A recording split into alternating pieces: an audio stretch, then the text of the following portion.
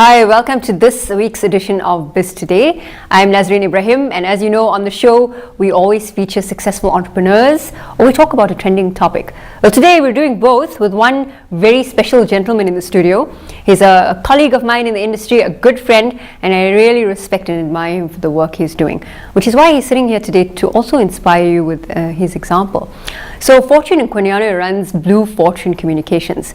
His journey is a really interesting one about a gap he saw in the market at home and decided to turn that into a business opportunity, and also about how he understood branding to be one of the best things you could ever do for your business and yourself. So today he'll be chatting with us all about branding your company and you.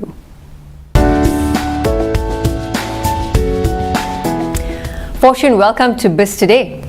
Wow, I feel so honored to be here today. Thank you very much, Naz. I'd like to greet you.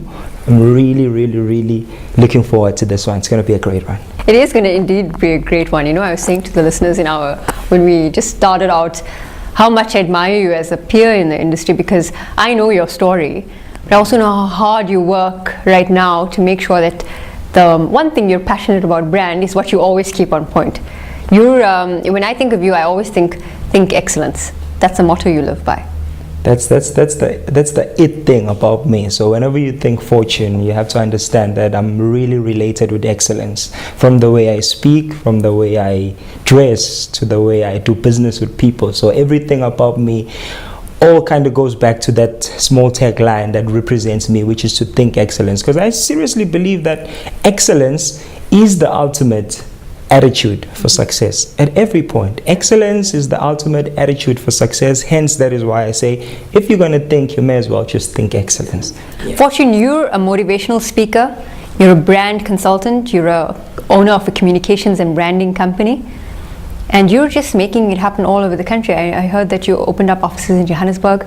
You're looking at I think it's Eastern Cape. Yes, and you've got your main office here in Durban. Tell us about the journey. What happened? Where did it all start?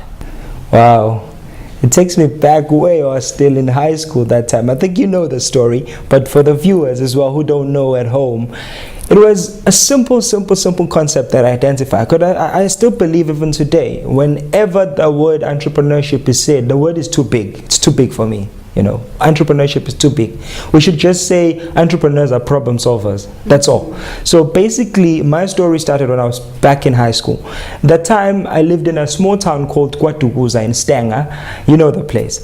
So what happened was, in the community where I used to live in, you know, a lot of people, young and old, when we were off school and holidays and all the different types of holidays that they are there in the year, people, you'd see them lining up, queuing to wait for taxis to go to town and print their so-called CVs to look for jobs.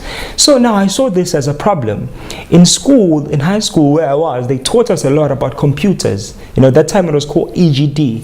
I had no idea what was that about, but I knew how to use a computer. I was an A student when it came to that. So what happened was, I identified a problem, because I believe entrepreneurs are simply people who identify problems and come up with solutions. So what happened was, it's that I saw that as a problem, because in the community where we were, there was no one who was giving off that service of printing off and typing CVs for people. Yeah. So they had to take a taxi, which costed them plus minus 21 Rand to go and come back from town. That is just taxi fee. And they also had to have money to print and get it printed, the actual CV itself. So plus minus, they had to use about 30 Rand to get a CV. Yeah. So now there was an opportunity. There was a problem that I identified. I said, if I could come up with a solution for this, these people's problem will be solved, and in return, I'll get money. Now, this is where the story gets interesting. For years at home, my grandfather used to work. Where he used to work, they gave him this old big box computer. You know how we don't like them now, but that time it was, you know, when you had a computer, you were like the man about town in the area where you used to live in. So what happened was, I went to the storage at home. I dusted that old box computer up, and I asked the guy who was our teacher teaching us EGD in school, can you assist me to set up this computer? I literally, in my bag, in the morning, took that computer, went to school with it, got it set up by this guy. He looked at it for me. He put in, you know, a platform for me to be able to do the typing and all of the things. And by the time I got back home, it was a working computer. So I started working on it, and I was able to actually print. But don't laugh at this one. When I did my first printout, it was messed up. It was very bad. So bad, sometimes today when I see young kids operating on computers, tablets and everything, I say, what happened to us? So now, when that computer was working, this is the interesting part. I went back to school. Studying as normal, everything was fine. So this is what happened. I started telling one by one, everyone saying, listen guys, I can print your CVs out. You don't have to pay the 30 rand to go to town. So they just come to me. Marketing. Yes. So I started like that. I told one person, they told the next person, they told the next person. And I started saying, listen, if you can bring me a client, I'll print your CV for free. Yeah. So that time I didn't have a printer, remember. I was just typing them out, and it hit me that I needed a printer. That time at home, they used to give me about 10 rand to 20 rand pocket money. That is just for us to be able to buy lunch at school. So the biggest sacrifice was now for me not to use that money. So you had no lunch by saving up all your money? So what I did was I started saving that 10 rand, that 20 rand that I had. I saved it up until I was able to get, it was about 250 rand that time that I had. And then I approached my grandfather who was working. I said, listen, grandfather, this is what I'm trying to do. I explained to him, this is the problem in the community, so I'm coming up with a solution. I need your support. My first investor ever, my grandfather. He said to me, okay, so you have 250 rand already and you have the business running. So I'm willing to invest. We will help you get this money to 500 rand and get a printer. Just a basic printer to print out, exactly, black and white color paper. And I bought that first printer. And when I printed that page, I put it outside our home gate saying we print CVs and all your printing and basic typing needs from as little as 10 rand. And believe me, what happened was that first week I had one person come through. She said she's even willing to pay the same 30 rand that she's going to use to go to town, but if I can do the same quality work. So I did exactly as she wanted, and she said, this is the value of it. We will pay for it as long as it's good. So I kept on working on the skill, improving myself on typing. That time I was becoming even faster. Yeah. My grandfather was amazed. He was like, young man, you're so fast in this thing, we can't get your time anymore. I was like, yeah, that's how it is. So what happened from there was now, that was the business. Simple. That was the business. I simply identified a problem and I came up with a solution. And that was the start of the journey of entrepreneurship. I've sold so many things, but that was the key story that started my journey to entrepreneurship. That was the birth of Blue Fortune Communications. I'll take you through the birth of Blue Fortune Communications. What happened was when we finished there, I finished and I graduated my matric. I started another business. That business was a car wash. Yeah. So I was washing cars for people while having that computer business going on. Okay, so you had the computer business going on, and then you started a car wash. Yes. What happened thereafter? And what happened in the car wash was a success. It was going very well. We started making a lot of money. We were excited. In a month, you were making like 7,000 rand to 10,000 rand just by washing cars. Remember, this is profit. I'm not talking about, turnover. This is profit. And I was excited. I'm telling the guys, listen guys, we're really making a lot of money. So we introduced new concepts of the car wash and everything. Unfortunately, I had to move away from the place where I was to relocate to come and stay to Durban now because of the parents moving. So that car wash now, I had guys running it even when I was away studying. What happened is the guys that I trusted with the business started being disloyal to the business.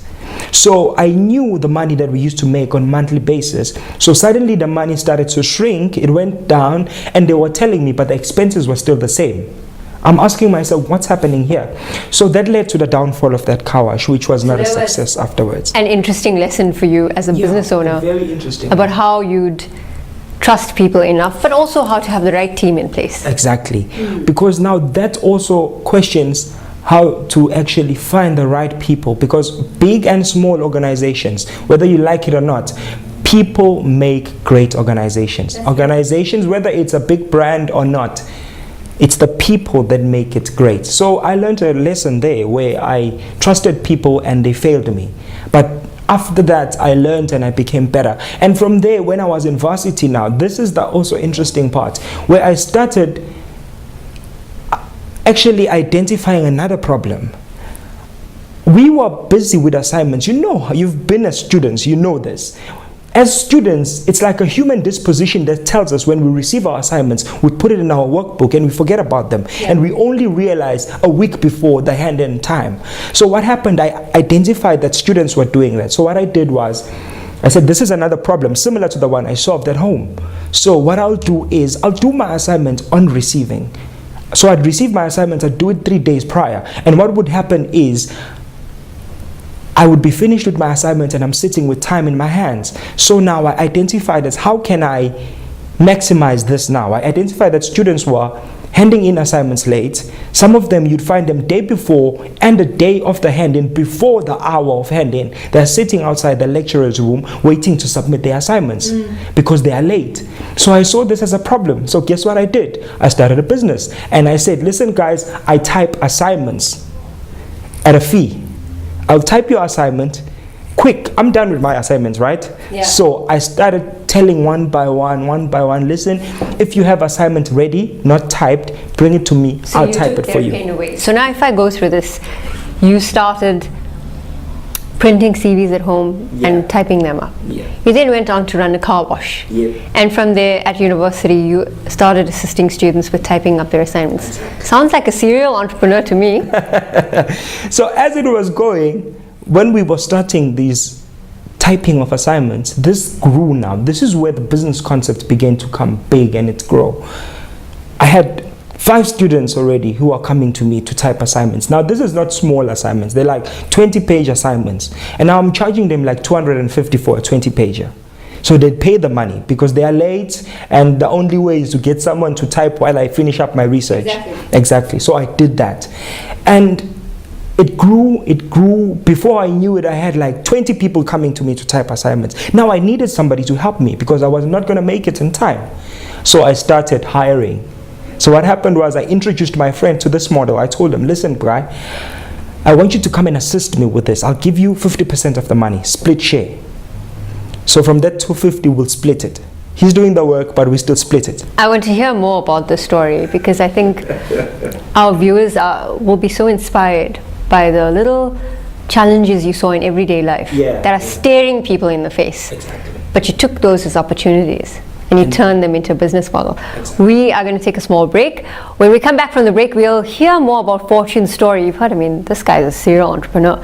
And he looked at simple challenges that he saw as opportunities in everyday life, and you can do that too. So let's go for an ad break, and when we come back, we'll talk about branding with Fortune.